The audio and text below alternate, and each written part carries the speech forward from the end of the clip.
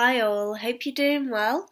I'm actually completely full of a cold, but I'm going to do my best to bring you some news anyway. So here in the UK, the Conservative Party have chosen a new mayoral candidate to stand against Sadiq Khan. This guy's called Shaun Bailey, and he's a youngish black man who grew up on a deprived council estate. He's not a career politician. He's been a youth worker for over 20 years. He has this effortless charisma and tells it like it is, so naturally the left are shitting themselves and trying to dig up dirt on him. And the latest effort is an article by the Metro, linked below, where they've dug up a Telegraph article by him from 2016 called The Reason Our Streets Are So Violent, linked below, wherein he's said that where he's from people aren't stupid and they know the system. They know they'll get benefits for being single mums, so they aren't careful or they do it deliberately. He also says that while he recognises some do a great job, we need to move away from the assumption that being a single mum is acceptable because kids need dads. He's spot on. There's also 64% of people surveyed by the Centre for Social Justice, linked below, who regards fatherlessness as a serious problem. If this is the worst the left can pull up, he's doing all right so far. They might have more dirt to come, but it's like they're so disconnected from what everyday people care about. They might just end up helping him. I like him more every day. He's working out to be quite the breath of fresh air. Now, the original article is excellent. I do suggest that you read that. And I just want to talk a little bit about the situation as it stands in the UK. So, 25% of families are headed by a single parent, which accounts for 29% of children. 52% of children living in low-income households do not live with both of their biological parents, because single-parent families are nearly twice as likely to be in poverty as those in couple-parented families. There are 2.8 million single-parent families, and of them, only 10% are headed by single fathers. The cost of family breakdown annually is 48 billion, costing each taxpayer an average of around £1,820 per year. Almost 1 million children have no meaningful access to their fathers. This is according to another Centre for Social Justice document, but that has mysteriously disappeared from their website, but it is referenced repeatedly online. I'm going to put links to all of the stats, but I'll put the link to a Telegraph article that mentions it. But if you search for, 1 million children, no meaningful access to their fathers, it comes up with loads and loads of places where it's been mentioned, but it's not on their website anymore, which is very strange. Everywhere you look in the West, separated fathers are struggling to maintain meaningful relationships with their children. Family courts are seemingly, without exception, ideologically possessed to prioritise the wants of mothers over the needs of fathers or even children. According to Fathers for Justice, 200 fathers lose access to their children in family courts every day in the United Kingdom. Research by Cafcass, that's the Children and Family Court Advisory and Support Service who work with social services and family courts, and Women's Aid. This report is the Allegations of Domestic Abuse in Child Contact Cases report, found that only 48% of cases wherein no domestic abuse is alleged result in orders for non-resident parents, overwhelmingly fathers, to be granted unsupervised access to their children. So, in 52% of cases where there's not even an allegation of abuse, those 52% of parents, non-resident parents, don't get unsupervised access to their children. the report just skates over it like it's just a fact and it's just okay.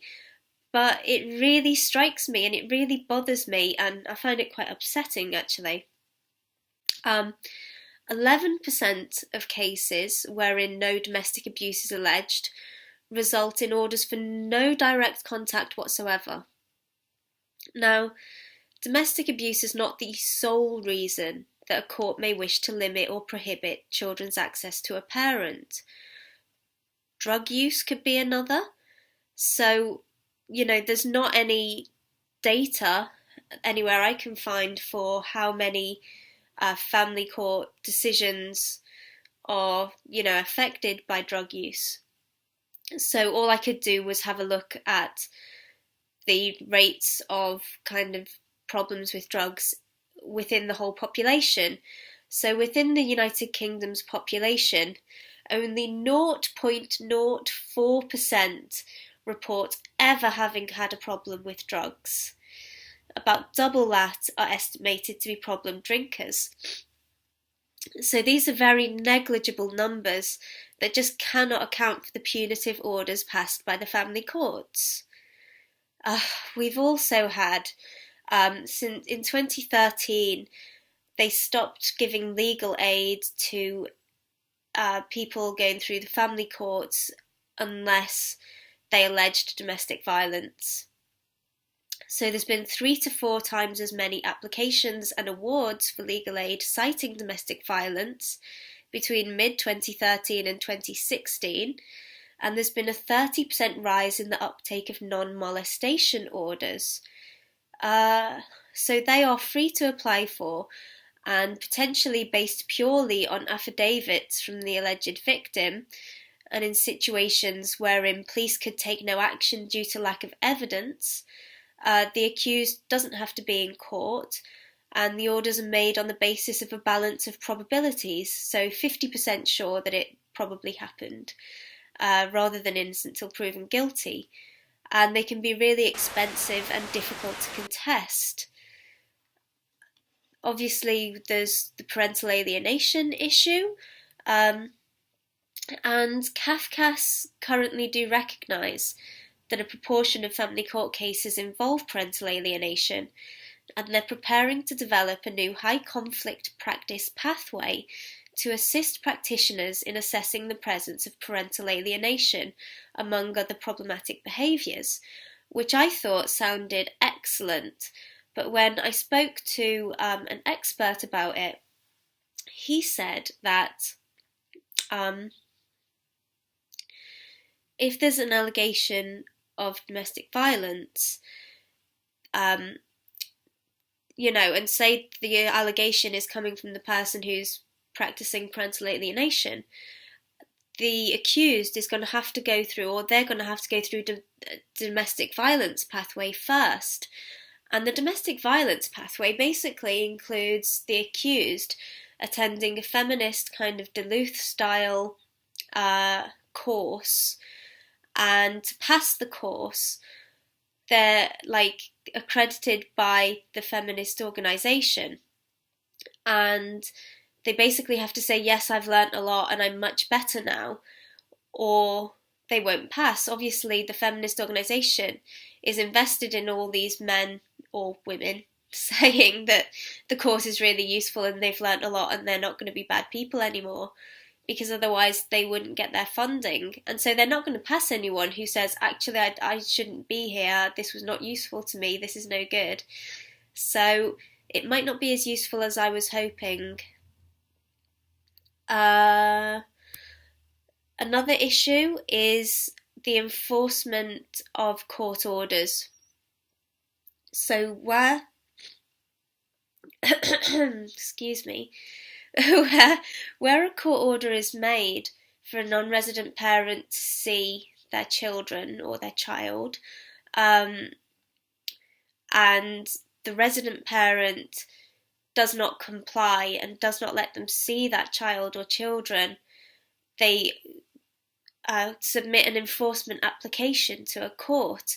And in 2015, which was the last time I could find stats, just 1.2% of these enforcement applications was successful, which kind of may give some people the impression that court orders are not compulsory, I think.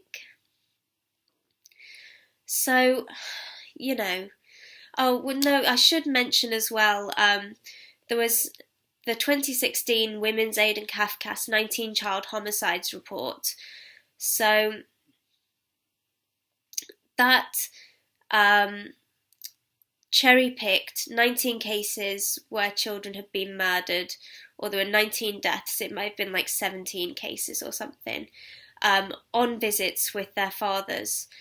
And they basically used those cases to suggest that anywhere where domestic violence had been alleged, fathers should be treated in the family court as if they are potential child murderers and not allowed to see their children. And it was horribly, horribly biased. But the good news is that Cafcass actually produced another report in 2017, the Learning from Cafcass Submissions to Serious Case Reviews report, and that had contradictory findings to 19 child homicides. So they found, as you probably know, that men and women were suspected perpetrators of a similar number of incidents of child homicide. They found that almost all allegations of domestic abuse were against men, usually fathers, which you undoubtedly know is not going to be accurate. It's not going to be accurate that men are almost all perpetrators, is what I mean. And in almost half of the cases they looked at, the person thought to have killed or harmed the child was not the alleged domestic abuse perpetrator. Actually, in some cases, the risk posed by the alleged violent adult may have masked the risk posed by the other parent. So, the fatherless problem is very, very real. And finally, in the UK, we have a politician who's speaking about it, who might actually get some traction because of who he is, i.e. not an old white man. Well done, Shaun Bailey. You've got my vote.